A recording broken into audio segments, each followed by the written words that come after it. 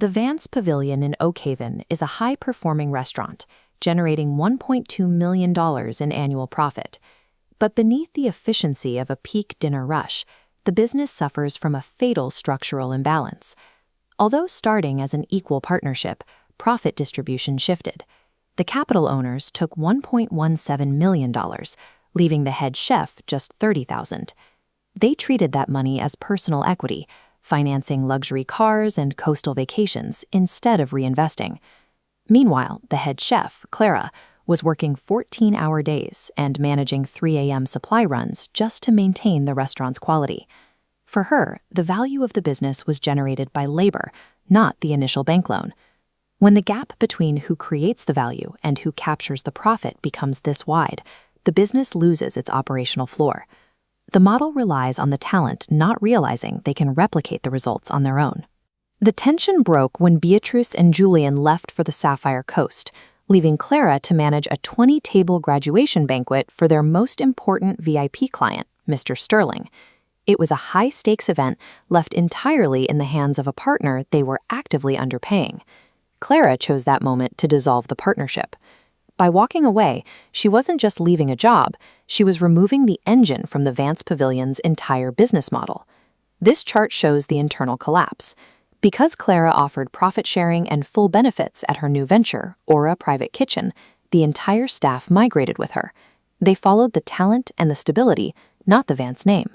This left the Vance Pavilion in total paralysis. With their most important banquet only hours away, Beatrice and Julian had the capital and the client list, but no one to actually fire up the stoves.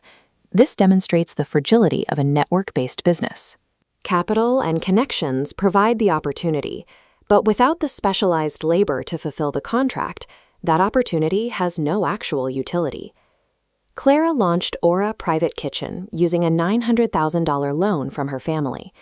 By prioritizing superior ingredients and a motivated team, she began capturing the local market almost immediately. The Vances returned to find a literal empty shell. They still had to face Mr. Sterling, but they no longer had the skills or the staff required to execute a high-end menu. Their solution was to hide the labor gap with cheap substitutes. This macro comparison shows the result. On the left, the fresh abalone Clara served. On the right, the chemically enhanced frozen substitute the Vances used to protect their margins.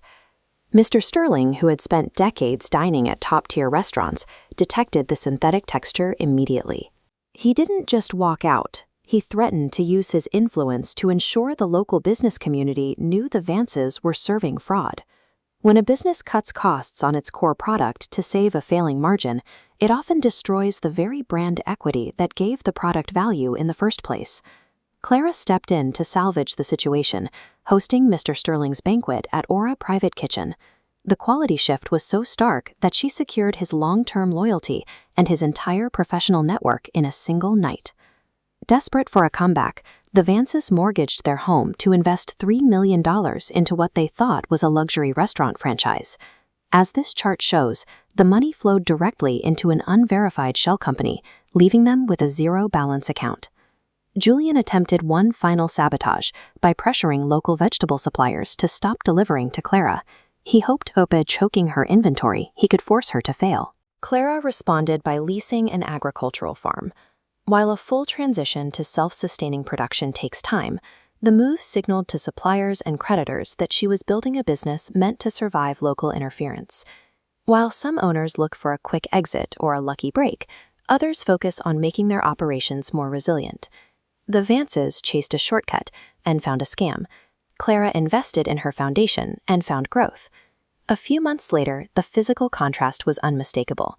Julian Vance was reduced to collecting recycling in a desolate alleyway, while Clara prepared for a sabbatical to further develop her craft. The Vances faced total financial collapse. They lost their home, their mother's pension, and Beatrice was eventually held liable for the commercial fraud surrounding the Sterling banquet. Aura Private Kitchen, meanwhile, expanded to 3 regional locations. As shown in this revenue graph, each branch reached multi-million-dollar milestones, fueled by a staff that felt invested in the success of the brand. Clara even turned down a high-ranking position at the Provincial Restaurant Association. She chose instead to spend 6 months in Florence at a culinary academy, believing that her most valuable asset would always be her ability to perform the work itself.